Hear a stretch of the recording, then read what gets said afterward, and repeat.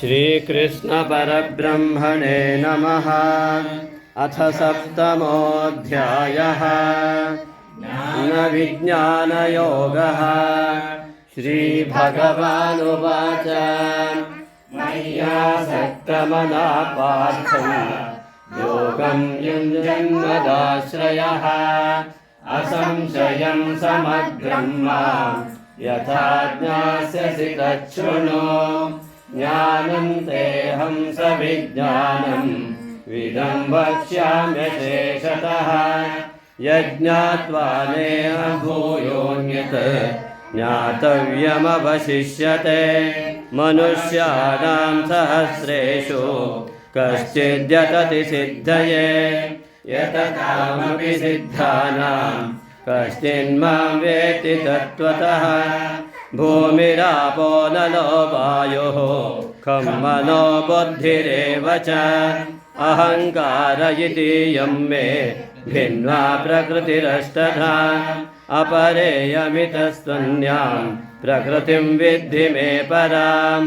जीवभूता महाबाहो ययेदं धार्यते जगत्। एतद्योनीनि भूतानि सर्वाणीत्युपधारय। अहं कृष्णस्य जगतः प्रभवः प्रलयस्तथा। मत्तः परतरं नान्यत् किञ्चिदस्ति धनञ्जय। मयि सर्वमिदं प्रोतं सूत्रे मणिगणा इव। रसोऽहमप्सु कौन्तेय प्रभास्मि शशिसूर्ययोः। प्रणवः सर्ववेदेषु शब्दः खे पौरुषं दृशो। पुण्यो गन्धः पृथिव्यां च तेजश्चास्मि विभावसौ। जीवनं सर्वभूतेषु तपश्चास्मि तपस्विषु। बीजं मां सर्वभूतानां विद्धि पार्थ सनातनम्। बुद्धिर्बुद्धिमतामस्मि तेजस्तेजस्विनामहम्। बलं बलवतां चाहं कामरागविवर्जितम्। धर्माविरुद्धो भूतेषु कामोऽस्मि भरतर्षभ। ये चैव सात्विका भावाः राजसास्तामसाश्च ये। मत्त एवेति तान् विद्धि न त्वहं तेषु ते मयि। त्रिभिर्गुणमयैर्भावैः येभिः सर्वमिदं जगत्। मोहितं नाभिजानाति मामेभ्यः परमव्ययम्। दैवी एषा गुणमयी मम माया दुरत्यया। मामेव ये प्रपद्यन्ते मायामेतां तरन्ति ते। न मां दुष्कृतिनो मूढाः प्रपद्यन्ते नराधमाः।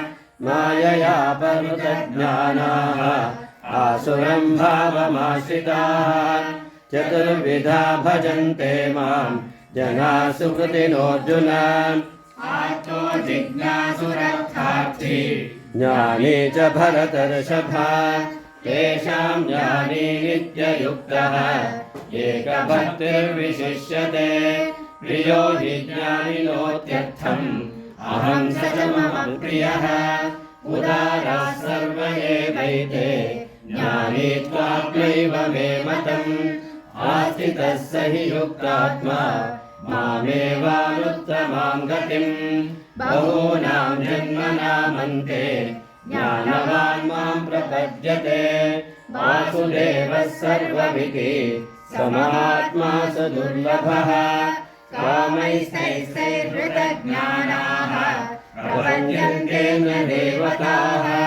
तं तं नियममास्थाय प्रकृत्या नियता स्वया। यो यो यां यां तनुं भक्तः श्रद्धयार्चितुमिच्छति तस्य तस्याचलां श्रद्धां तामेव विदधाम्यहम्।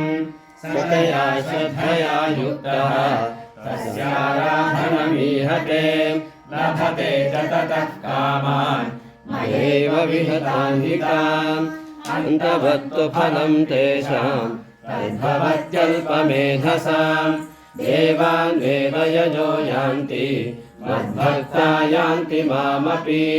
अव्यक्तं व्यक्तिमापन्नं मन्यन्ते मामबुद्धयः परं भावमजानन्तः मामव्ययमनुत्तमम् नाहं प्रकाशः सर्वस्य योगमाया समावृतः मूढोऽयं नाभिजानाति लोको मामजमव्ययम् वेदाहं समतीतानि वर्तमानानि चार्जुन भविष्याणि च भूतानि मां तु वेद न कश्चन इच्छाद्वेषसमुत्थेन द्वन्द्वमोहेन भारत सर्वभूतानि सम्मोहम् सर्गे यान्ति परन्तप येषां द्वन्द्वगतं पापम् जनानां पुण्यकर्मणां ते द्वन्द्वमोहनिर्मुक्ताः भजन्ते मां दृढव्रताः